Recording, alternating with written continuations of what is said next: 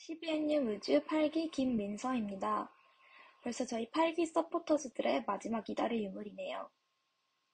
마지막으로 힘차게 함께 만나볼 유물은 바로 청화백자 중 하나인 청화백자 울룡문호입니다. 먼저 이달의 유물을 청화백자 울룡문호를 선정하게 된 이유는 바로 2024년 갑진년 청룡의 해를 맞이해 용과 관련된 유물을 소개하기 위함이에요. 60간지의 41번째로 푸른색의 갑과 용을 의미하는 진이 만나 청룡을 의미하는 것이지요.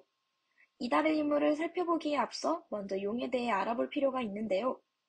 용은 11지신 중 유일한 상상의 동물이며 동서남북 방위를 다스리는 사신 중에서는 동쪽을 수호하는 청룡이 사신 중 가장 강력하다고 전해진다고 합니다. 용은 삼국시대 무덤벽화부터 절터의 벽돌, 그림, 왕실용 항아리 등 각종 건축물이나 복식, 공예, 그림, 가구 등에 등장합니다. 이를 통해 알 수 있는 외양은 낙타머리의 사슴뿔, 토끼눈, 소의 귀, 뱀의 목, 개구리 배, 잉어 비늘, 매 발톱, 호랑이 발을 가졌다고 볼 수 있죠.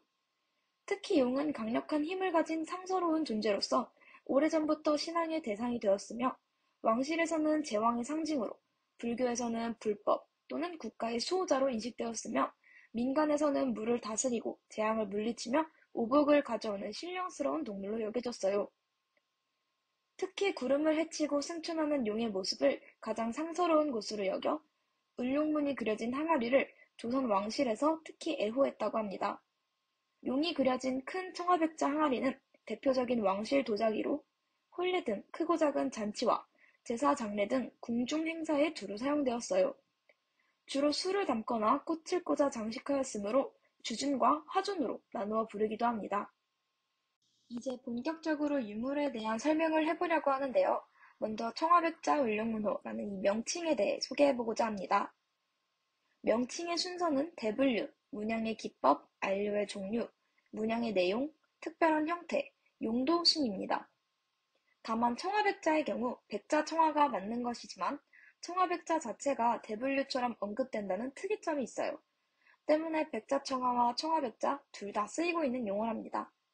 그래서 우리에겐 청화백자라는 용어가 더욱 친숙하게 느껴지는 것 같아요. 여기서 청화에 대해 구체적으로 설명해보자면 순도 높은 백자에 코발트 안료로 무늬를 그리고 그 위에 투명 유약을 입혀 환원염에서 구워낸 도자기를 청화백자라고 해요. 금보다 비싼 값에 중국을 통해 수입해온 귀한 안료를 썼기에 조선 초 청화백자는 고위층만의 전유물이었답니다. 충북대학교 박물관에서 소장하고 있는 이 두 점의 청화백자 울룡문호는 조선 후기의 청화백자입니다.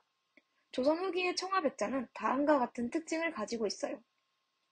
본래 도자기는 전국에 있는 관요에서 도공들이 제작했고 청화백자의 문양은 도화서 화원에 그림을 그려 넣었어요. 성종 연간 절정기를 맞이했으나 외란 이후에 어지러운 시국에 생계가 어려워진 도공들의 사사로운 번조가 행해졌고 관요가 점차 민영화되었어요.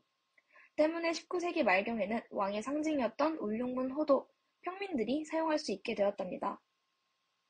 먼저 백자청화 울룡문호는 조선시대 후기에 제작된 것으로 문양은 운용문, 물산문, 연주문의 복합문으로 되어 있어요. 또한 크기가 큰 백자청화 울룡문 항아리입니다. 최대경이 있는 어깨를 기준으로 상하 접합식으로 제작했다고 해요.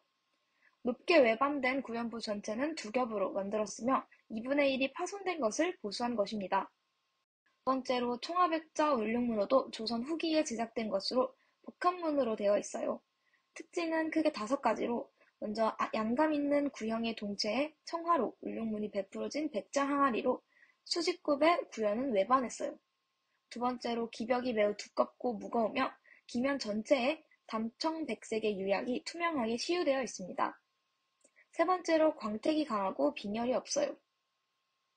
네 번째로 굽 안쪽 가장자리에 균열이 있으나 상태가 좋다고 해요. 마지막으로 접지면에 모래를 받쳐 건조했다는 특징이 있답니다. 지금까지 청화백자 울룡문호에 대해 알아보았는데요. 어떠셨나요? 익숙했던 청화백자에 대해, 특히 조선시대 후기 청화백자에 대해 자세히 알 수 있는 시간이 되었을까요?